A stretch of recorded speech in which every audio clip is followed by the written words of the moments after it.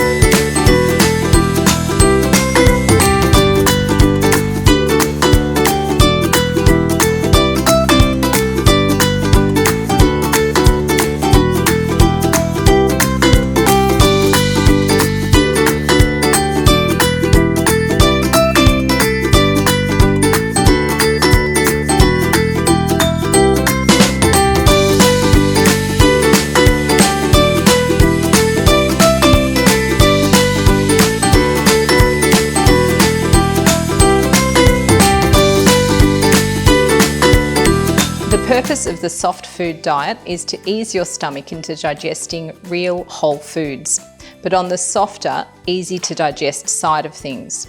Look at it as a stepping stone towards recovery from surgery and eating a normal diet over the longer term.